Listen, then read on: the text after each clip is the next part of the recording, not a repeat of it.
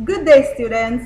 Welcome to our social studies lesson. This is Mrs. Baxter, and today we're looking at Marcus Garvey. Our theme, national heroes and their contribution to national development. Let's get to it. So guys, in order to get a better understanding of who the Right Excellent Marcus Garvey was, we're going to go back to his early beginnings to understand who his parents were and which parish he was born in. The Right Excellent Marcus Garvey was born August 17, 1887 in Market Street, St. Anne's Bay, to parents Marcus Garvey Sr. and Sarah Jane Garvey. As we move further into the life of Marcus Garvey, we can see that Marcus Garvey was married twice. He was married to Amy Ashwood Garvey in 1919 and then was divorced and married Amy Jacques Garvey in 1922. Marcus Garvey fathered two children. Marcus Garvey was also the first national hero of Jamaica.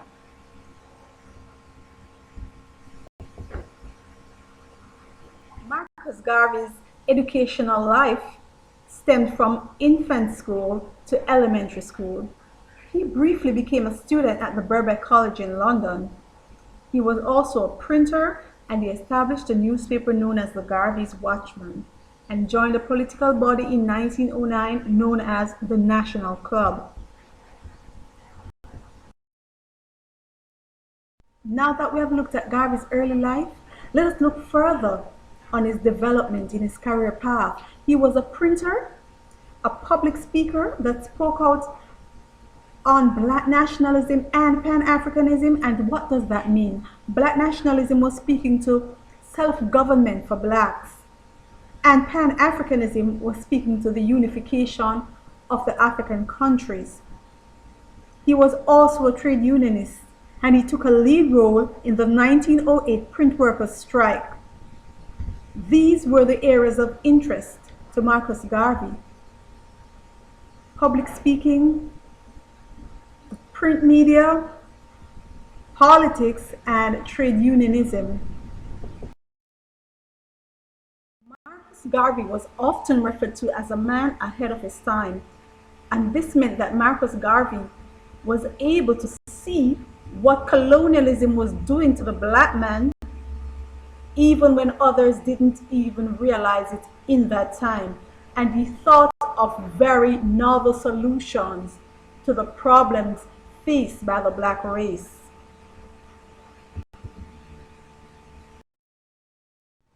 Marcus Garvey did not keep the things that he observed to himself, nor did he think that he should keep it a secret, the things that he thought would solve the problems that blacks faced.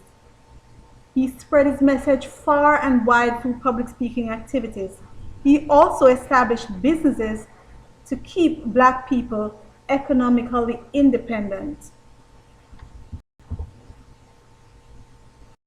Marcus Garvey encouraged persons to build their own businesses, persons of African descent, so that they could rely on themselves for economic growth.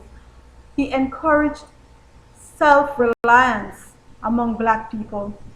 He also promoted an increased tie with Africa that he believed was the mother country of all persons of African descent.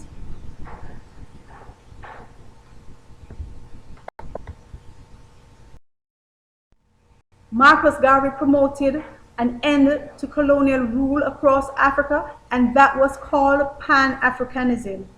He wanted to see the political unification of Africa. Marcus Garvey continued to gain popularity, especially when he founded the Universal Negro Improvement Association and the African Communities League in 1914. These organizations further promoted his message of Pan-Africanism and political self-determination for blacks, which was Black nationalism. In 1929, Marcus Garvey founded the People's Political Party. By 1930, Marcus Garvey had started his own trade union called Jamaica's Workers and Laborers Association. He even led a deputation to the governor and petitioned to the king about the poverty that persons were living in, and this led to a royal commission being sent to Jamaica to investigate the claims. By 1929, Marcus Garvey organized the Black nationalist movement in America and established several Liberty Halls. Now you might be wondering, what were the Liberty Halls? But the Liberty Halls was a center for inspiration among blacks, and there were several Liberty Halls across the country.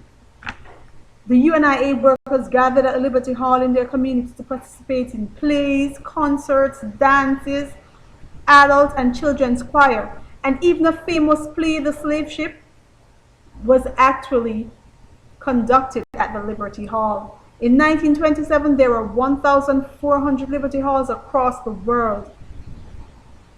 The Liberty Hall's headquarters was initially at 76 King Street, Kingston, which was the center of the activities for the Kingston division of the UNIA. A lot of persons were inspired by the activities that took place at the Liberty Hall. For example, Sir Philip Sherlock, Vice Chancellor of the UWI, Father Gladstone, the first Negro tutor at an urban college in Rome, and Granny Williams, who was a popular actor. Marcus Garvey is often referred to as a man that was way ahead of his time. He traveled far and wide into the diaspora and observed the way in which persons of African descent were treated. He saw that they were impoverished and they were not working under good conditions. This troubled him. He made persons aware of his observations and he tried to find solutions to the problems. He saw that there was an issue with disunity amongst blacks, and he wanted to create a system whereby black persons appreciated each other, helped each other, and lived in unity.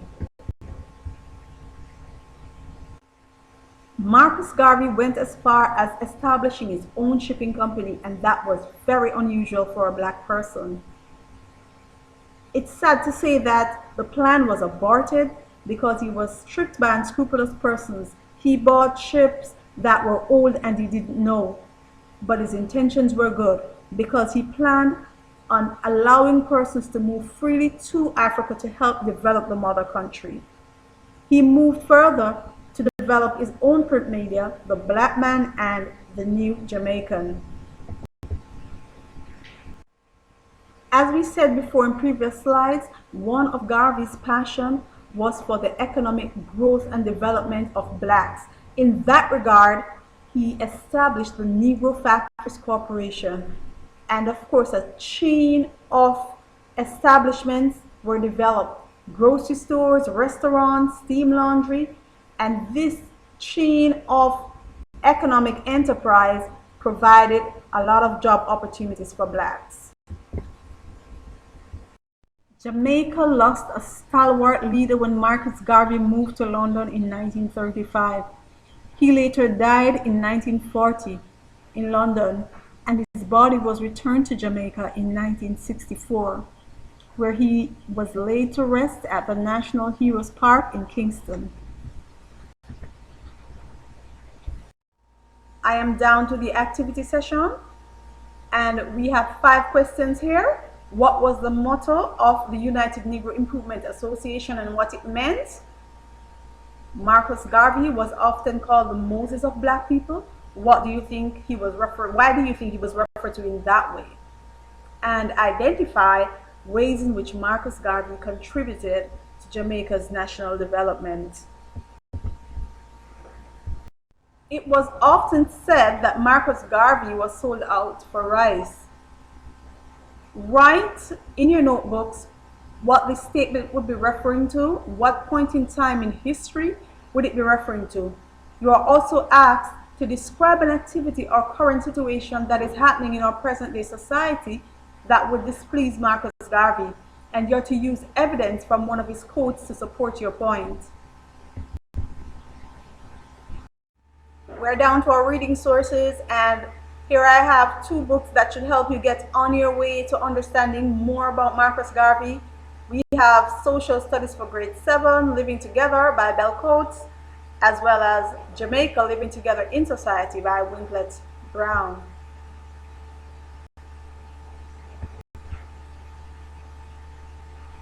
We're down to the end of this video, the end of our session.